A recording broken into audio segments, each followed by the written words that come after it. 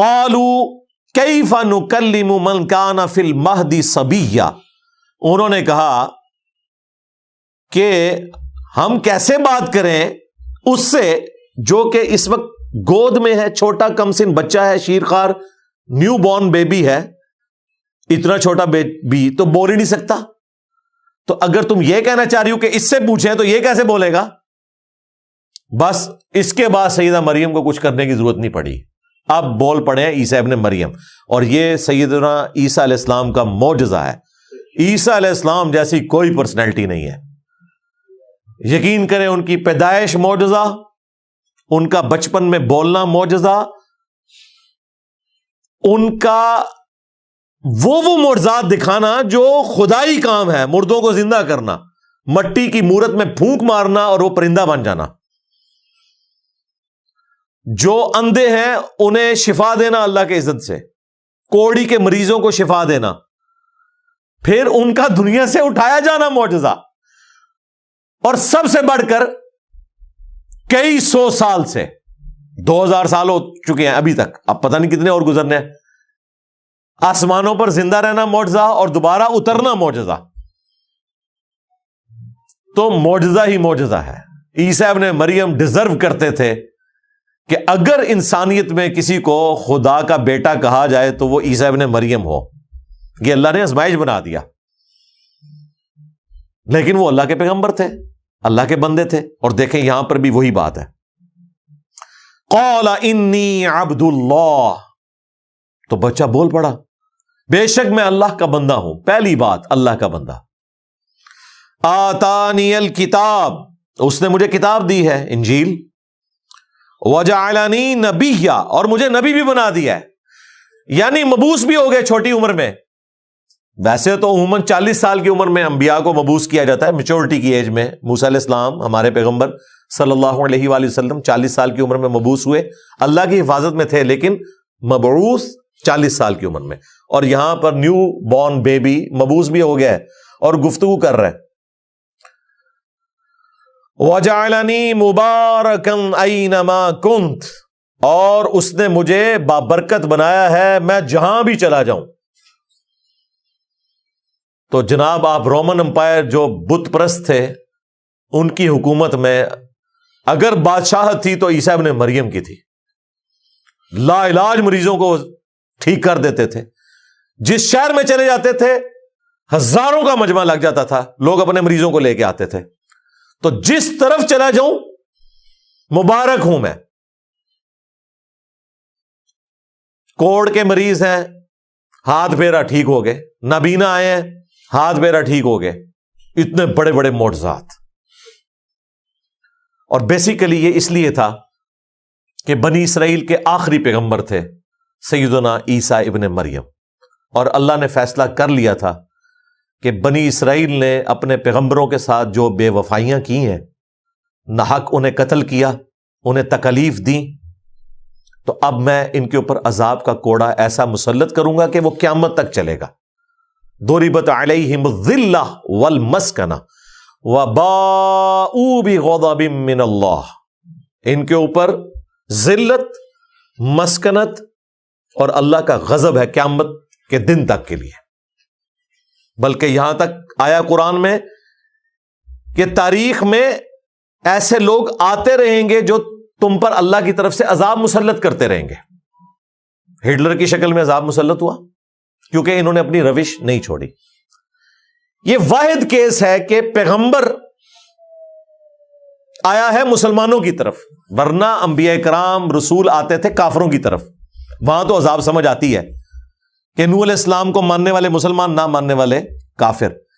عیسیٰ ابن مریم یہودی النسل ہیں، بنی اسرائیل ہیں، آئے کس کی طرف ہے؟ مسلمانوں کی طرف۔ یہودی تو مسلمان تھے اس وقت تک، لیکن ان مولویوں نے، پادریوں نے، مولوی اس لیے کہ مسلمانوں کے تھے،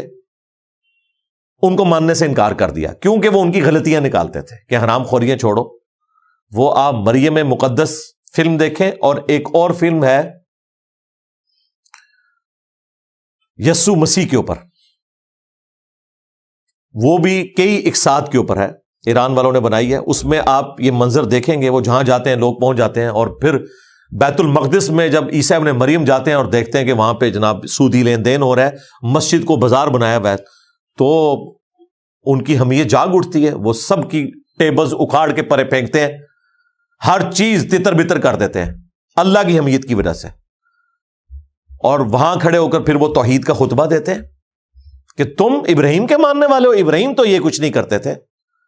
ابراہیم کا نام بیچ رہے ہو تم۔ اب وہاں بیٹھے ہوئے تھے بابے، اور یہ ہے 25 سال کا نوجوان، کہاں سے وہ دعوت قبول کرے؟ ان کے قتل کے فتوے جاری کیے، اللہ تعالیٰ نے انہیں زندہ آسمانوں پر اٹھا لیا، اور پھر اس کے بدلے میں اللہ تعالیٰ نے ان کے اوپر عذاب مسلط کیا، کیونکہ عیسیٰ ابن مریم بنی اسرائیل کے آخری پیغمبر تھے۔ کسی بھی بنی اسرائیل کے یہودی کو، یعنی کہ اس وقت کے مسلمان کو، شک بھی نہیں رہا اس بات میں کہ یہ پیغمبر ہیں یا نہیں۔ سب نے اتنے بڑے معجزات دیکھ لیے، کوئی انسان کر ہی نہیں سکتا مردوں کو زندہ کرنا۔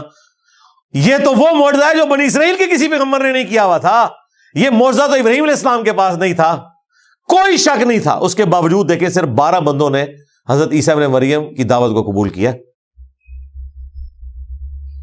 یہودیوں نے دعوت قبول نہیں کی، دشمنوں کے ڈیزرو کرتے تھے کہ ان کے اوپر ذلت مسلط کر دی جائے قیامت کے دن تک کے لیے، اور وہ مسلط ہے۔ اس لیے اللہ تعالیٰ کا جتنا غصہ یہودیوں کے اوپر ہے نا، کافروں پہ اتنا نہیں ہے تو یہ بھی کافر لیکن آسمانی مذہب کے ماننے والے ہیں، کیونکہ انہوں نے اپنے پیغمبر کو ماننے سے انکار کر دیا۔ اور یہ دیکھیں، یہ معجزہ وہ اپنی آنکھوں سے دیکھ رہے ہیں کہ ایک شیرخوار بچہ وہ کہہ رہا ہے میں اللہ کا بندہ ہوں، اللہ نے مجھے کتاب دی ہے، مجھے نبی بنایا ہے، مجھے بابرکت بنایا ہے، میں جہاں کہیں بھی جاؤں۔ وَأَوْصَانِي، اور مجھے وصیت کر دی ہے اس بات کی، بِالصَّلَاةِ، کہ نماز ادا کرتے رہو۔ نماز کا ذکر ہر جگہ آتا ہے کہ پیغمبر بھی اپنے آپ کو نماز سے بے نیاز نہیں کر سکتا۔ وَالزَّکَاةِ، اور اللہ کی راہ میں صدقہ اور خیرات کرنے کا، زکوٰۃ دینے کا۔ مَا دُمْتُ حَیًّا، جب تک میں زندہ رہوں، میں اپنی ماں کے ساتھ اس نے سلوک کرتا رہوں، میں نماز پڑھتا رہوں، اللہ کی راہ میں خرچ کرتا رہوں۔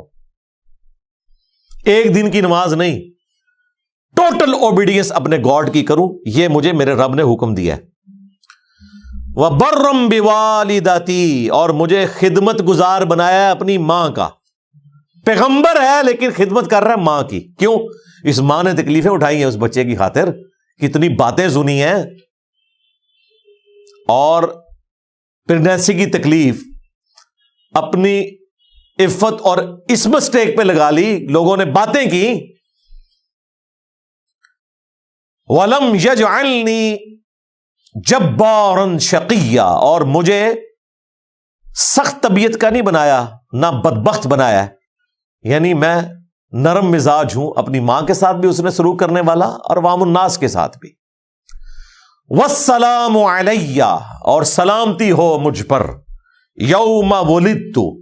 اس دن جس دن میں پیدا ہوا، وَيَوْمَ أَمُوتُ، اور اس دن جب میں الٹیمیٹلی مروں گا، یعنی دنیا میں دوبارہ آنا ہے، اس کے بعد شادی بھی کریں گے، فوت بھی ہوں گے، اس پہ میری الگ سے ویڈیوز ریکارڈ ہیں، اولاد بھی ہوگی۔